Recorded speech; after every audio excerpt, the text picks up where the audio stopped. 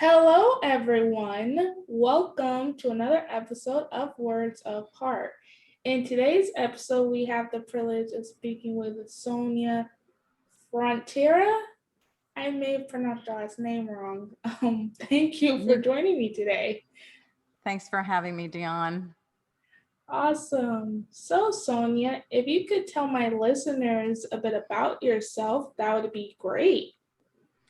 Well, I am an attorney. I have been practicing for 26 years and I have my private practice in family and immigration law. And my true passion is to empower others. And I am also an empowerment trainer and author. And my second book was recently released, and the title is Relationship Solutions: Effective Strategies to Heal Your Heart and Create the Happiness You Deserve. And I just want to inspire people to turn their adversity into opportunities for personal growth. Oh, I truly, truly admire that. And um, you mentioned you practice immigration law. Is that specifically close to your heart?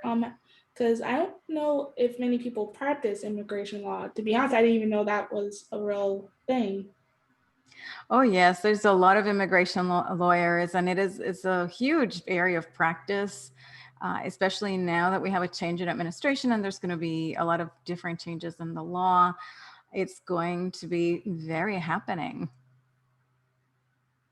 Interesting. Okay. Because obviously that is a huge issue in our world today: immigration and equality and racial equality of all statures. And my grandmother on my father's side was, well, I don't know. Yeah, this would classify it, I think.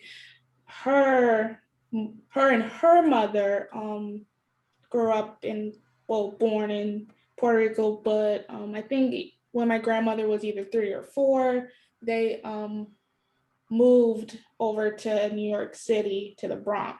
So I can understand that dynamic a little bit, because that's really how my father got born, and then fast forward to me being born. So um, I have a little bit of heart when it comes to immigration, because that's sort of how my family came over to New York City and came into their own. So Yeah, and that is the case for pretty much, except for Native Americans. Everyone who lives in this country is an immigrant. And by the way, I am Puerto Rican myself.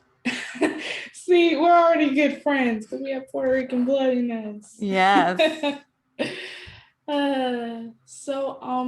You didn't mention you wrote a book. Could you explain how that book came to be a little bit? Because it's one thing to, I'm sure, practice law and be a life coach, but to actually put that into a book is a whole different medium. Well, I always wanted to be a writer since I was a teenager. I wanted to be a writer, and I actually studied journalism, was one of my majors in college, and I kind of felt bad that I never really got published, and just the stars lined up later in life. When I became disabled with a migraine disability, I decided to open my own legal practice and have more flexible hours and control my schedule better. And when I had the flexible hours, that opened up the door for me to do something different. And I decided to write a book, and I was inspired by a retreat I went on. It was a women's forgiveness retreat, and many of the participants were still reeling from past divorces and in the marriages that they found themselves in currently at the time. So I thought that would be a good opportunity for me to bring my experience as a divorced Catholic, as someone who struggled and trying to exit a toxic relationship. So it was really a way for me to bring to the world my experience personally and professionally and try to use it to help others. So that's how the book came about. My first book was first published 2.5 years ago. It was called Solve the Divorce Dilemma. And it was a book for women, but men became interested in the topic. And I decided to create a gender neutral book, and that's how Relationship Solutions was born, and it was published in at the end of 2020.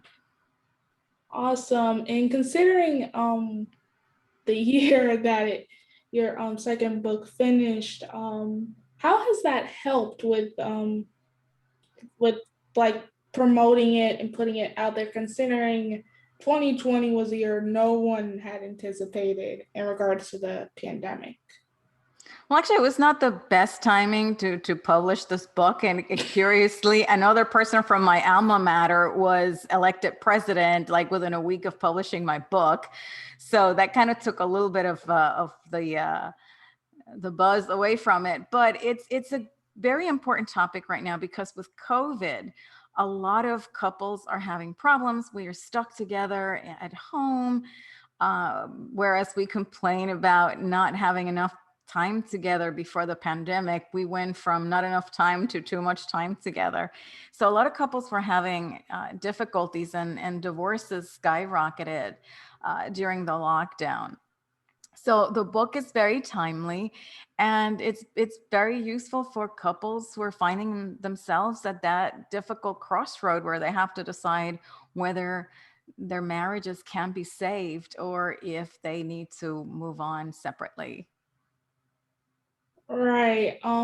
This pandemic did bring a lot of changes into the mix as far as quarantine and isolation and shutdowns and things being so limited. So you're forced to actually be in like a household or a building for long periods of time. So that could bring about some stress and anxiety in regards to how to deal with that, because usually you have an escape, you go to the gym, you go to the pool. Now you can't go to the gym, can't even go to the pool really.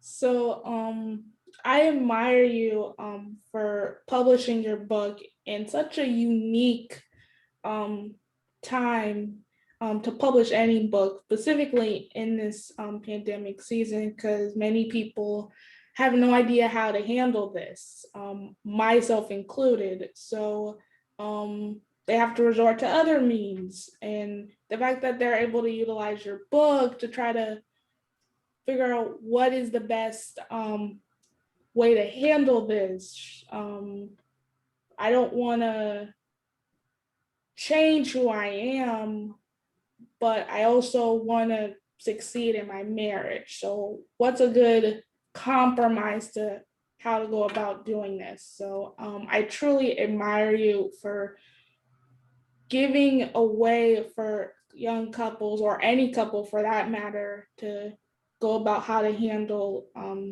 their relationship during this time.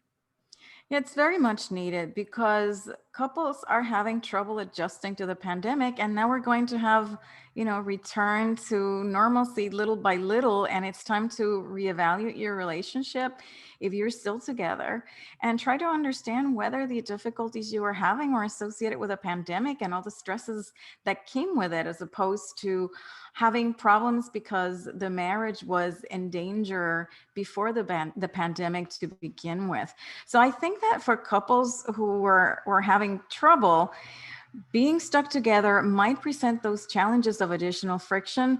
But I think for some couples, it might be helpful to have spent more time together and take the time to reevaluate and rekindle their relationship. I can tell you from my personal experience, because I am remarried, the pandemic brought me closer together with my husband, and we had the opportunity to do more things together. Whereas before we were both very busy. My husband worked very long hours. He was away from home most of the time.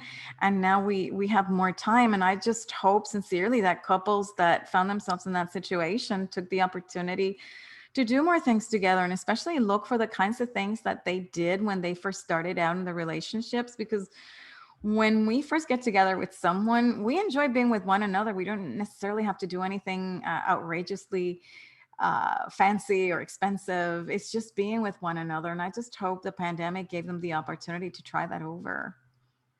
All right. You did mention this a little bit earlier about helping others through adversity and finding a way for them to grow and prosper, and that their obstacle is really more of an opportunity um, that can help them instead of deter them. Do you mind elaborating a bit on how you go about helping others do that?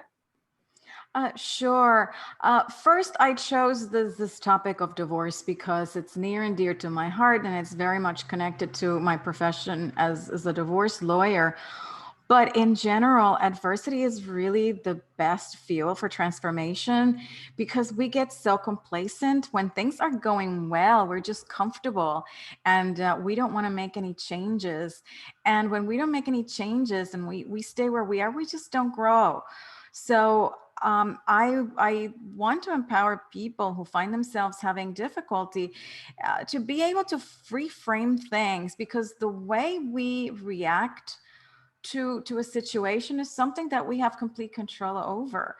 So I try in my books and my writing and my workshops to help people reframe the way they see their problems, see how this problem can prompt them to look back at their life, to evaluate where they have been, how they have ended up in this situation, so they can use it as a starting point for changing their lives and creating something new and something that's going to be worthwhile and that's going to bring their gifts to the world.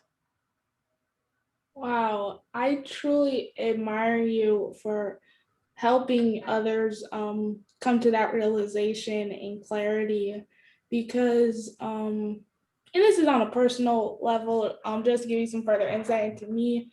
Before I was diagnosed with diabetes at the start of the pandemic, I can't believe I say that.